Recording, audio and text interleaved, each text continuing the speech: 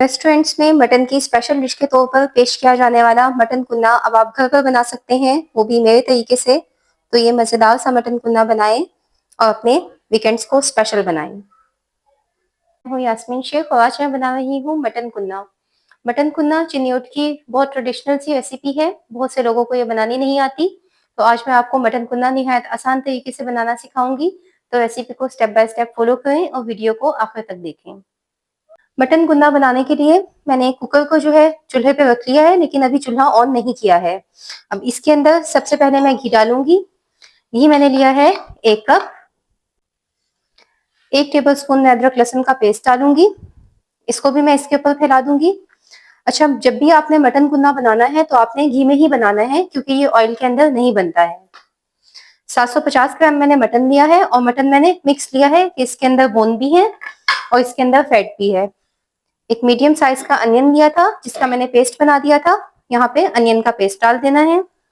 प्याज मटन कुन्ना में ज्यादा नहीं जाती है और प्याज के स्लाइस जाते हैं, वो इसलिए क्योंकि वो हांडी में गलाया जाता है। मैं इसको कुकर में गला रही हूँ, तो इसलिए मैंने इसका बिल्कुल एक फाइन पेस्ट बना लिया है।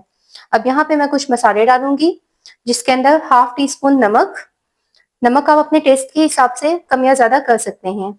अब 1 टेबल स्पून भर के मैंने सौंफ मिर्च पाउडर दिया है। 1 टीस्पून भुना कुटा धनिया और 1/4 टीस्पून मैंने हल्दी ली है। यहाँ पर मैंने साथ ही 3 हरी इलायची के दाने लिए हैं, जिनको मैंने खोल लिया है, और एक बादियान का फूल लिया है और इसको भी इसके ऊपर डाल दिया है। अच्छा, कुन्ना गोश्त बनाने के लिए आपने इसको मिक्स नहीं करना, बल्कि इसको इसी तरह से रहने देना है, इस तरतीब में कि मसाले सबसे ऊपर, और फिर इसका कवर लगाना है।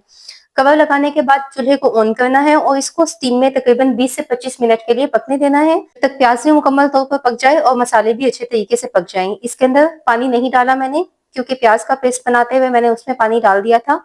लेकिन अगर आप स्लाइस के अंदर प्याज डालें तो फिर आपने इसके अंदर 1 कप पानी डालना है। मटन कुन्ना मिट्टी की हांडी में बनाया जाता है, क्योंकि कुन्ना बेसिकली मिट्टी की हांडी को ही कहा जाता है।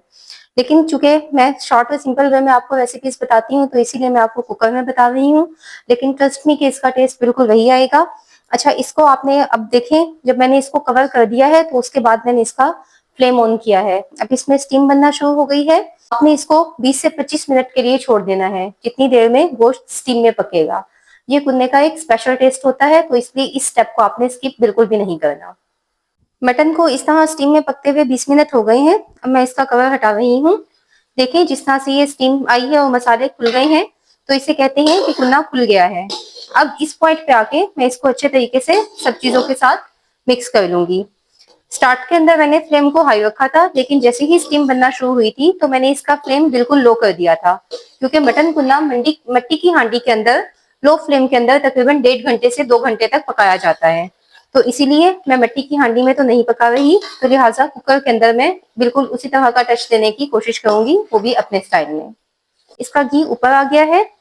1 टीस्पून यहाँ पे साबुत जीरा लिया है। जीरे का आपने पाउडर नहीं लेना और ना ही आपने भुना कुटा जीरा लेना है, आपने बिल्कुल प्लेन साबुत जीरा लेना है और उसको इस पॉइंट के ऊपर डालना है और गोश्त के साथ अच्छे से 1 से 2 मिनट के लिए भून लेना है। आज मैं मटन कुन्ना बिल्कुल उसी तरह और उसी तर्ज पे उसी थीम के साथ बनाऊंगी, जिस तरह अगर आप कभी बुफे रेस्टोरेंट जैसे कि लाल किला वगैरह में जाएं तो वहां पर मटन की स्पेशल डिश के तौर पर मटन कुन्ना ऑफर किया जाता है। तो ये बिल्कुल उसी तरह बनेगा। तो इसीलिए मैं आपको कहती हूँ कि आप रेसिपी को स्टेप बाय स्टेप फॉलो करें और जिस तरतीब से जो भी स्टेप मैंने बताए होते हैं उनको उसी तरह से रहने दिया करें, उनको नहीं छेड़ा करें। अब कुन्ना में वैसे तो दही नहीं डाली जाती, लेकिन यहाँ पे मैं इसके अंदर एक एडिशनल टच और टेस्ट देने के लिए सिर्फ 2 टेबलस्पून दही डालूंगी, क्योंकि इसके अंदर सिर्फ प्याज डाली जाती है, तो इसके अंदर प्याज का थोड़ा सा मीठा टेस्ट आ जाता है। इसी वजह से मैंने इसको टच अच्छा देने के लिए दही डाली है। दही को 1 से 2 मिनट के लिए अच्छे तरीके से मिक्स करेंगे। दही अच्छे से मिक्स कर ली है। अब यहाँ पे मैं पानी डालूंगी और अब यहाँ पे मैं गोश्त को गलने के लिए छोड़ दूंगी। ये मटन है, ये जल्दी गल जाता है। इसको पहले मैंने स्टीम भी दे दी थी, तो इसको तकरीबन 10 मिनट ही लगेंगे बस गलने के लिए। तो 10 मिनट के लिए मैं इसको कुकर में वेट लगा के छोड़ दूंगी। दही इसके अंदर रेस्टोरेंट में डाली जाती है, जो कि आपको लगे कि रेस्टोरेंट के अंदर तो मटन कुन्ने का एक बिल्कुल यूनिक सा टेस्ट आता है जो कि घर में नहीं आता। तो उसका सीक्रेट यही होता है कि वहां पे दही डाली जाती है, ताकि प्याज की जो मिठास होती है उसको कम किया जाए। अच्छा, पानी डाल के इसको मैंने एक दफा अच्छे तरीके से मिक्स किया है। पानी आपने इसके अंदर ज्यादा डालना है, 1 से 1.5 गिलास नहीं डालना, क्योंकि बाद में हमें इसका शोरबा चाहिए होगा। क्योंकि मटन कुन्ना अपने शोरबे के साथ तैयार किया जाता है, तो इसके लिए आपने नॉर्मल सालन से तकरीबन डबल पानी डालना है इसमें। उस तरह इसमें शोरबा बच जाएगा और ये खुश्क खुश्क नहीं बनेगा। अब मैं इसको कवर कर रही हूँ और कवर करके मैं इसको 10 मिनट का वेट लगा दूंगी। तो 10 मिनट हो गए हैं, फ्लेम मैंने ऑफ कर दिया था। अब मैं इसका वेट हटा रही हूँ ताकि इसका प्रेशर रिलीज हो जाए। जब तक कुकर की स्टीम रिमूव होती है तब तक मैं आटे की एक लेई बना लेती हूँ, क्योंकि कुन्ने गोश्त का शोरबा बिल्कुल पतला होता है, तो उसको गाढ़ा करने के लिए आटे की एक लेई बनाई जाती है, जिसके लिए मैंने 3 टेबलस्पून आटा लिया है। आटा मैंने बिल्कुल फाइन पिसा हुआ गंदम का चक्की वाला लिया है। इसमें आपने स्टार्च या फिर मैदा ऐड नहीं करना। अब मैं इसके अंदर पानी डालूंगी और पानी डाल के इसको मिक्स करते हुए इसकी लेई बना लूंगी। ये देखें, आटे की लेई रेडी हो गई है। इसकी कंसिस्टेंसी ये होनी चाहिए, ये इतनी थिक हो। इससे ज्यादा इसको ना आपने गाढ़ा रखना है, ना ही आपने इसको ज्यादा पतला करना है।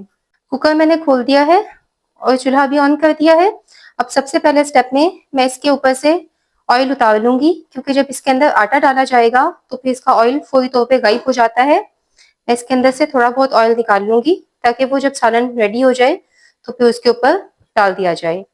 अब इसको 1 से 2 बार अच्छे तरीके से मिक्स करेंगे। देखें, इसका शोरबा है और ये लेकिन पतला है, तो इसको गाढ़ा करने के लिए मैं इसके अंदर आटा डालूंगी। लेकिन शोरबे के अंदर इस पॉइंट पे आपने इस चीज का लाजमी ध्यान रखना है कि इसके अंदर प्याज वगैरह कुछ भी साबुत नहीं आना चाहिए, ना प्याज के पीसेस आने चाहिए, बल्कि सब कुछ अच्छे तरीके से भुन चुका हो। अच्छा देखिए, इसके अंदर एक दफा फिर से बबल्स बनना शुरू हो गए हैं।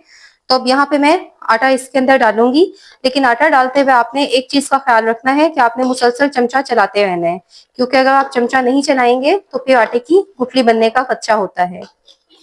इसके अंदर चमचा चलाएंगे और आटा डालते हुए इसको मिक्स करते रहेंगे। इसके अंदर आटा आपने इतना ही डालना है, आटा ज्यादा नहीं डालना, नहीं तो इसकी लुक निहारी की तरफ चली जाएगी। इसको अच्छे से मिक्स कर लिया है।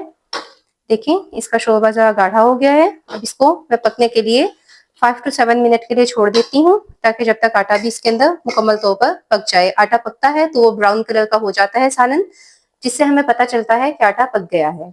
आटे के साथ भुना गोश्त को पकाते हुए मुझे तकरीबन 7 मिनट हो गए हैं और देखें, इसकी ये इस किस्म की गाढ़ा गाढ़ा इसका शोरबा बनता है। अब यहाँ पे आके मैं इसके ऊपर 1/2 टीस्पून पिसा हुआ गरम मसाला शामिल कर दूंगी। इसको अच्छे से मिक्स करेंगे। मजेदार मटन कुन्ना गोश्त तैयार हो गया है। अब मैं आपको इसको डिश आउट करके दिखाती हूँ।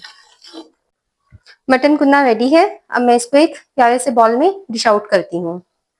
इंतहाई लजीज मटन कुन्ना तैयार हो गया है। अब जो ऑयल मैंने निकाला था वो ऑयल मैं इसके ऊपर डालूंगी। देखें, बेहतरीन जायके और खूबसूरत शक्ल के साथ ये मजेदार सा मटन कुन्ना आपने देखा है कि निहायत आसानी के साथ मटन कुन्ना बनके तैयार हो गया है। ये इंतहाई लजीज बनता है। आप इस रेसिपी को एक बार लाजमी ट्राई करें और कमेंट्स में अपना फीडबैक दें। फिर मिलती हूँ एक नई रेसिपी के साथ।